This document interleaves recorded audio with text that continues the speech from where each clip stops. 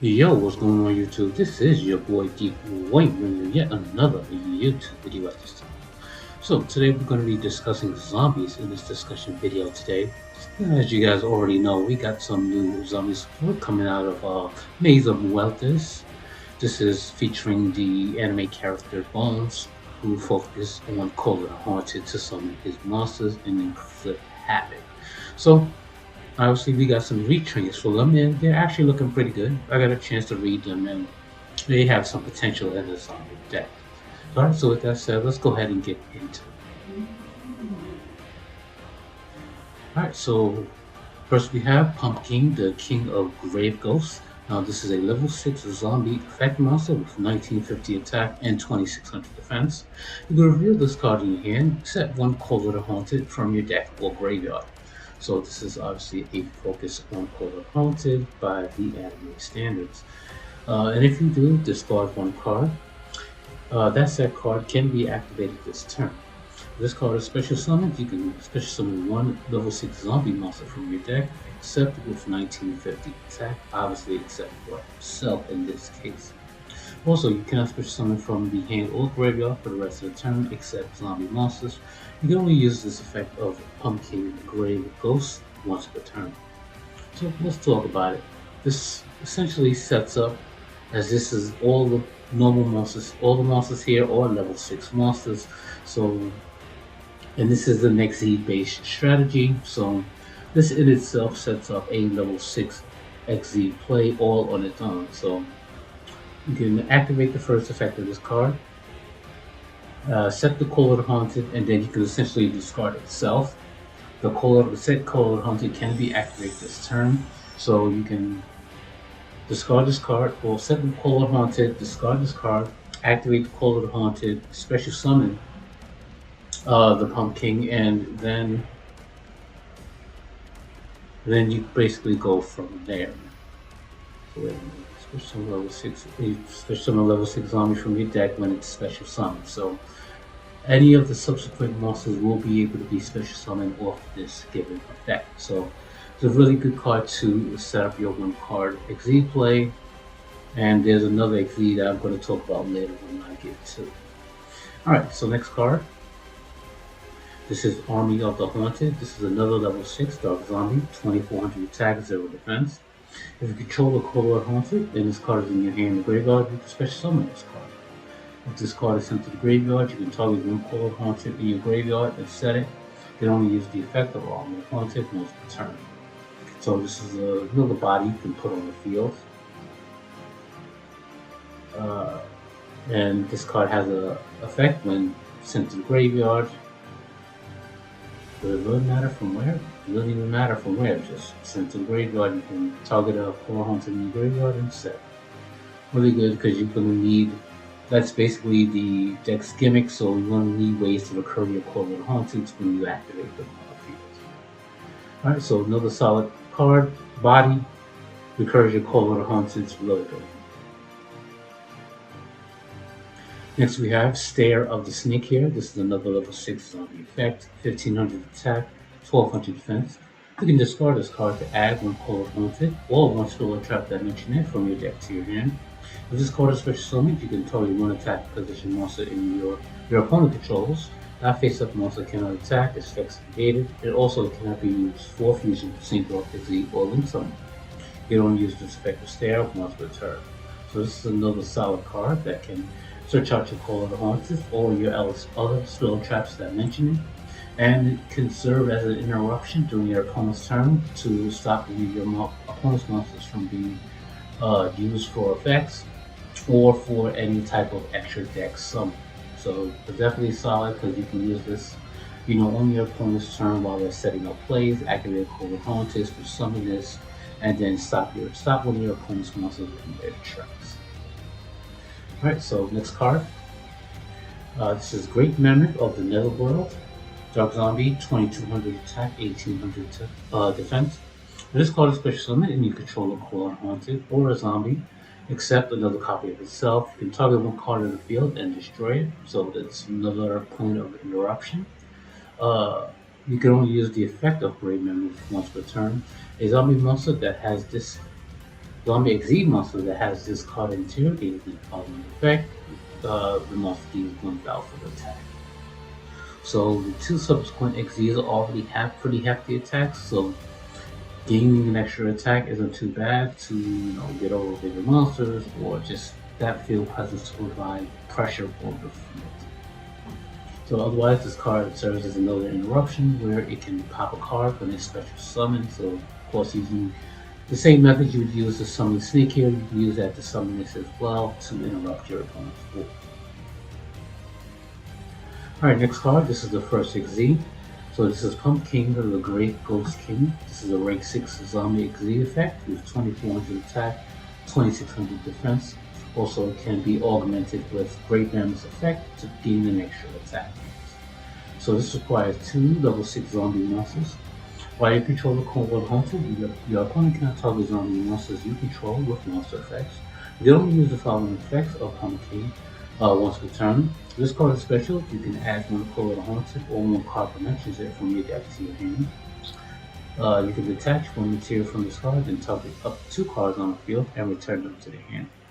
So the last part of the effect can actually return, your activated Cold Haunters back to your hand so that you can, use them again. And you can also disrupt your opponent's board by returning 2 cards on their field to the hand. So since it's up to 2 cards, so you can do one on your opponent's field and one on yours as well. So this card has some niche, it has some decent implications. It can disrupt your opponent's board and it can, reuse assets on your board for future plays. The Cold Haunted stopping your zombies from being targeted is not too bad either, because you want your effects of your Mammoth, your Snake here, and your Haunted and Pumpkin to go off. So having that protection from cards like Baylor and Imperm stuff like that prevents your monsters from being preventing the monsters from being targeted, so you don't get hit by those cards is really good, as you want to disrupt your opponent's board uninterrupted. So that targeting protection is really solid. Next we have the Undying Legion, so rank 7 Dub Zombie XZ, 2700 attack, 0 defense. This material requires 2 level 7 monsters. Once per turn, you can also XZ the Undying Legion on top of 1 level 6 zombie XZ you control transfers materials. During the opponent's main phase, quick effect, you can detach 2 materials from this card. Or just 1 material. Discard materials are only XZ monsters. Then target 1 attack this monster your opponent controls and 1 monster or 1 monster in their graveyard attached to this card. You can only use this effect of Undying Legion once per turn. So of course this serves as another type of interruption, being able to snatch your opponent's monsters as material to fuel its effect, to just fuel the effect to have more material so you continue to use the effect. And also it could be a quick effect if you're, or rather just more material if your card's monsters are all XZ, which is, if you're gonna really have that, not really. But just looking at the strategy on the zone, you may have just 1 XZ. On the field, I don't know, I guess it would depend, but otherwise, it's not very likely, unless you're running sort of a vampire engine as well, which also focuses on rank 6 XZs, so, they could work in tandem with each other in that regard. Otherwise, solid interruption, taking monsters, that's a pretty nice form of removal outside of bouncing and banishing face death. Alright, so we're going to go into the spells and traps now. First one is Call of the Forgotten. This is a field spell. When this card is activated, you can set up to 3 Cold Haunted from your deck and or graveyard, which is really solid. So if it's from your deck and or graveyard, so if you happen to use any of the Cold Haunters, they're in the graveyard, put them right back on the field. Really good. And if you do, until the end of the opponent's turn, you cannot special summon except zombie monsters. That's fine because we're only playing zombies anyway, or monsters from the graveyard. Once per turn, if you activate Cold Haunted, you can target one monster your opponent controls and send it to the graveyard. That's also a pretty good, form of removal because it dodges destruction triggers and stuff like that. So it just outright says it's a graveyard. Otherwise, solid field spell for the strategy. Just the first effect enough is really good all the time. Because it's put for the deck's gimmick to be able to recur your core haunted after activating. Alright, next card. This is Ectoplasmic Fortification. Now this is a normal spell card that reads activate one of these effects. If you control no monsters, add one level 6 zombie monster or one Polar Forgotten from your deck to your hand. So this is definitely a card for your opening play. And you have the monster on the field obviously. Second effect reads is zombie monster you control gain 400 attack and you can draw a card to the number of Polar Haunteds you control. So of course the first effect of the Forgotten allows you to set 3. So if you happen to have 3 at the time of activating this card, of course you get to draw 3 cards. It's just beautiful. Second effect is zombies control gain 400 attack. I don't think that's going to be the issue as far as getting over big monsters. Zombies as a whole have more than enough ways to get over big monsters, so the attack gain is actually pretty mute. You could have just got rid of that and the drawing would have been essentially the power up is an icing on an already good cake. Alright, so that's that. So next card is Vortex of Time. This is a quick play spell. Well, when your opponent activates a normal or quick play spell card or effect or a monster effect, while you control a zombie monster and call it a haunted, except for an damage step, your opponent tosses a coin and their activated effects becomes the following effect. Heads, your opponent must banish one monster they control. Tails, you must banish all monsters you control. So that's definitely interesting. So heads part, your opponent meaning I guess that's where it gets a little dicey there. Your opponent meaning me or meaning you.